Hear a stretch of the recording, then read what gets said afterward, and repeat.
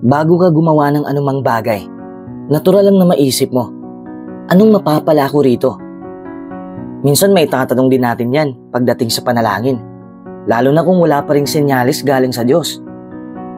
Natural lang na gusto nating malaman kung may maitutulong ba ang panalangin sa atin. Kahit ang mabuting taong si Job ay nagtanong, kung hihingi ako ng tulong sa kanya, sasagot ba siya? Hindi ako naniniwalang makikinig siya. Gusto ng Diyos na maging malapit tayo sa kanya. Ito ang sabi ng Jeremias 29:12. At tatawag kayo at lalapit at mananalangin sa akin at pakikinggan ko kayo. Habang nakikipag-usap ka sa Diyos, magiging malapit ka sa kanya at lalapit siya sa iyo.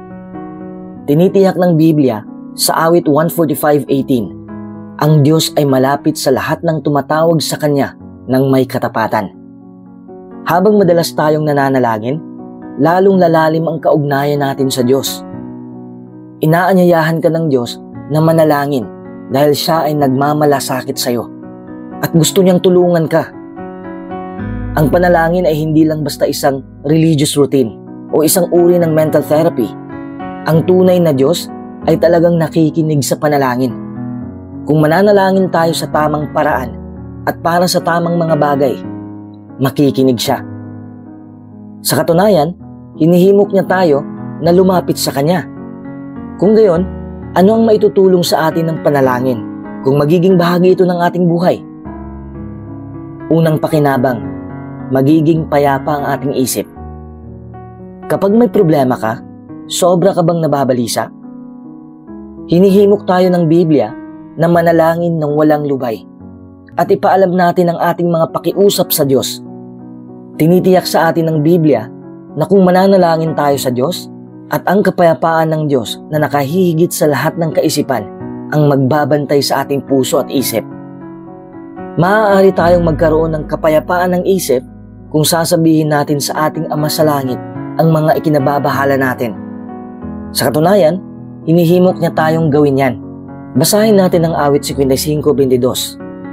Ihagis mo sa Diyos ang pasanin mo at aalalayan ka niya. Nararanasan ko na ang kapayapaang ito. Gaano man kabigat ang mga problema ko, kapag nasabi ko na ito sa panalangin, gumagaan na ang pakiramdam ko. At para bang kaya ko na itong mabata. Madalas kasi akong nag-overthink at nag-aalala, lalo na sa mga bagay na hindi pa naman nangyayari.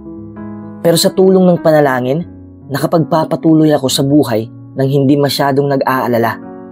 Alam kong pinakinggan ng Diyos ang panalangin ko at pinakalma niya ang isipan ko. Ikalawang pakinabang, bibigyan niya tayo ng lakas. Napapaharap ka ba sa matinding stress? Dahil marahil sa masasaklap na karanasan o mga kalagayang nagsasapanganib ng buhay. Ang pananalangin sa Diyos ng buong kaaliwan ay makapagdudulot ng malaking ginhawa. Ayon sa Biblia, siya ang umaaliw sa atin sa harap ng lahat ng pagsubok. Halimbawa, mababasa natin sa Lucas 22:41 at 43. Nang lubhang mabagabag si Jesus, iniluhod niya ang kanyang mga tuhod at nagsimula siyang manalangin. Ano ang resulta? Nagpakita sa kanya ang isang anghel mula sa langit at pinalakas siya. Ang tapat na si Nehemias ay pinagbantaan ng masasamang tao na gusto siyang pahintuin sa paggawa ng gawain ng Diyos. Nanalangin si Nehemias, pero dalangin ko, palakasin mo ako. Ipinakikita ng kasunod ng mga pangyayari na talagang tinulungan siya ng Diyos na madaig ang kanyang takot at magtagumpay sa kanyang gawain. Alam mo, kapag nananalangin ako, lalo na kung may problema, para bang nasasabi ko ang problema ko sa isa na kayang tumulong sa akin at nagpapatibay na hindi ako dapat mag-alala. Kapag nanalangin tayo sa Diyos, bibigyan niya tayo ng kaaliwan. Ikatlong pakinabang, karunungan mula sa Diyos. May mga desisyon tayo na habang buhay na makaapekto sa atin at makaapekto din sa mga mahal natin sa buhay. Paano tayo makagagawa ng matatalinong pasya? Sinasabi ng Biblia sa Santiago 1:5, kaya kung ang sino man sa inyo ay kulang sa karunungan, patuloy siyang humingi sa Diyos dahil sagana siyang nagbibigay sa lahat at hindi nandurusta at ibibigay iyon sa Kanya. Kung hihingi tayo ng karunungan sa Diyos, maaari niyang gamitin ang kanyang banal na espiritu para patnubayan tayo makagawa ng matatalinong desisyon. Sa katunayan, maaari nating specific na hingin ang banal na espiritu dahil tinitiyak sa atin ni Jesus na magbibigay ang ating Ama sa langit ng banal na espiritu sa mga humihingi sa Kanya. Maging si Jesus ay humingi ng tulong sa kanyang Ama sa paggawa ng mahalagang desisyon. Ayon sa Biblia, nang pumili siya ng 12 lalaki na maglilingkod bilang mga apostol niya, pumunta siya sa bundok para manalangin. At buong gabi siyang nanalangin sa Diyos. Gaya ni Jesus, marami ngayon ang napapatibay kapag nakita nilang sinagot ng Diyos ang hiling nila na tulungan silang makagawa ng matatalinong desisyon. Alam mo, iba't ibang problemang nakaharap ko, gaya ng pagsuporta sa aking sarili at sa aking pamilya. Alam mo ba kung anong tumulong sa akin na makagawa ng matatalinong desisyon? Umasa ako sa tulong ng Diyos sa pamamagitan ng panalangin. Mararanasan mo rin ang patnubay ng Diyos kung ipinanalangin mo ang mga bagay na makaapekto sa kaugnayan mo sa Kanya. 3 bagay lang ang pakinabang na napag-usapan natin dito. Pero ilan lamang ito sa mga bagay na magagawa sa iyo ng panalangin. Pwede rin tayong patuloy na manalangin para hindi tayo mahulog sa tukso. Manalangin din tayo para sa kapatawaran ng mga kasalanan. Ito ang sabi ng 2 Kronika 7:14. At kung ang bayan ko na tinatawag sa pangalan ko ay magpakumbaba at manalangin at hanapin ako at tumigil sa masasama nilang ginagawa, makikinig ako mula sa langit at patatawarin ko ang kasalanan nila at pagagalingin ko ang lupain nila. Isang paraan din ang panalangin para makatulong sa iba. Maganda ang sinabi ng Santiago 5:16. Kaya ipagtapat ninyo sa isa't isa ang mga kasalanan ninyo at ipanalangin ninyo ang isa't isa para mapagaling kayo. Ang panalangin din ay pampatibay loob kapag sinagot ang mga panalangin. Sabi ng unang hari 9:3, narinig ko ang panalangin at kahilingan mo.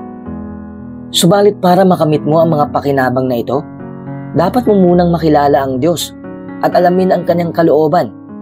Maaaring ito ang unang hakbang para mapalapit ka sa dumirinig ng panalangin. Pero makikinig lang ang Diyos kung kakausapin natin siya sa paraang gusto niya. Hindi niya pakikinggan ang lahat ng panalangin. Noong panahon ni Propeta Isaias, sinabi ng Diyos sa mga Israelita, kahit nananalangin kayo ng maraming ulit, hindi ako nakikinig. Puno ng dugo ang mga kamay ninyo. Kaya kung hindi tayo mag-iingat, makakagawa tayo ng mga bagay na maglalayo sa atin sa Diyos at hindi niya pakikinggan ang mga panalangin natin. Kung gusto nating pakinggan ng Diyos ang mga panalangin natin, dapat tayong manampalataya sa Kanya. Sinabi ni Apostol Pablo, kung walang pananampalataya, imposibleng mapalugdan ng lubos ang Diyos dahil ang sino mang lumalapit sa Diyos ay dapat na maniwala na Siya ay umiiral at nagbibigay ng gantimpala sa mga humahanap sa Kanya ng buong puso. Pero hindi sapat na basta sabihing may pananampalataya tayo. Kailangan natin itong patunayan sa pamamagitan ng pagsunod sa Diyos araw-araw. Dahil ang nakasulat sa Santiago 2:26, ang pananampalataya na walang gawa ay patay. Dapat tayong maging mapagpakumbaba at magalang kapag nananalangin sa Diyos. Bakit? Dahil Siya ang Diyos na makapangyarihan sa lahat. Hindi ba't mas dapat tayong maging magalang at mapagpakumbaba kapag kausap Siya? Dapat din tayong manalangin sa Diyos mula sa puso, sa halip na ulit-ulitin lang ang sinasabi natin. Isa pa, kapag may ipinanalangin tayo, dapat tayong kumilos ayon dito. Halimbawa, kung nananalangin tayo sa Diyos para sa pangangailangan natin araw-araw, hindi tayo dapat maging tamad at umasa na ibibigay niya ang lahat ng kailangan natin. Kahit kaya naman nating magtrabaho, dapat tayong magsikap at gawin ang anumang trabahong kaya natin. O kung nananalangin tayo sa Diyos na tulungan tayong itigil ang paggawa ng isang bagay na mali, iwasan din natin ang anumang sitwasyon na pwede tayong matukso. Pwede nating ipanalangin ang anumang bagay na katanggap-tanggap sa Diyos.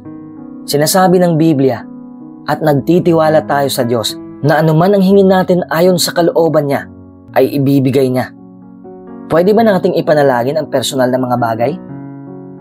Oo, ang pananalangin sa Diyos ay parang pakikipag-usap sa isang malapit na kaibigan.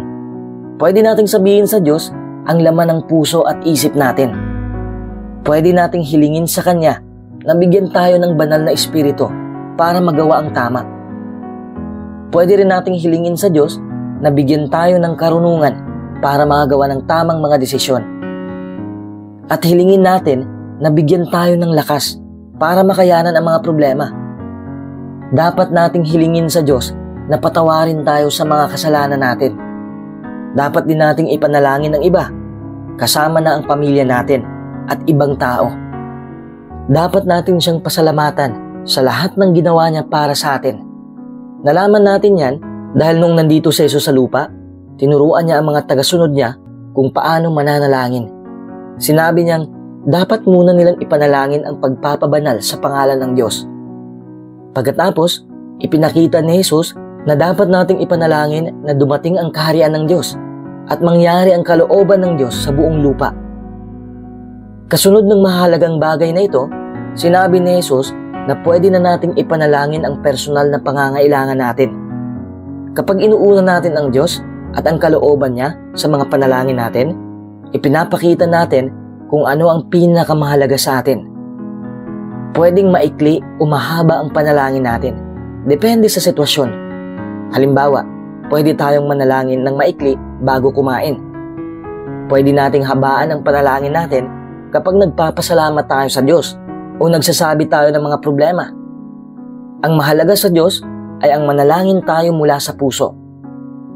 Ginagamit ng Diyos ang mga anghel at mga lingkod niya sa lupa para sagutin ang mga panalangin natin. Halimbawa, nananalangin tayo sa Diyos tungkol sa isang problema o pangangailangan natin at nakatanggap tayo ng tulong mula sa isang tao. Pero kung minsan, baka maitanong natin, bakit hindi pa sinasagot ng Diyos ang mga panalangin ko? Tandaan mo, alam niya kung kailan at kung paano sasagutin ang mga panalangin natin. Alam niya kung ano ang kailangan natin. Baka kailangan nating patuloy na manalangin para ipakita na seryoso tayo sa sinasabi natin at na talagang nananampalataya tayo sa Kanya. Kung minsan, sinasagot ng Diyos ang mga panalangin natin sa paraang hindi natin inaasahan. Halimbawa, baka ipinapanalangin natin ang tungkol sa isang problema. Pero sa halip na alisin ang problema, baka bigyan niya tayo ng lakas para makayanan ito. Ito ang sabi ng Filipos 4:13. May lakas akong harapin ang anumang bagay dahil sa Kanya na nagbibigay ng kapangyarihan sa akin. Isa kang napakagandang pribilehiyo ang manalangin sa Diyos. Makakatiyak tayo na pakikinggan niya tayo. Kapag lagi tayong nananalangin sa Diyos mula sa puso, lalo tayong mapapalapit sa Kanya.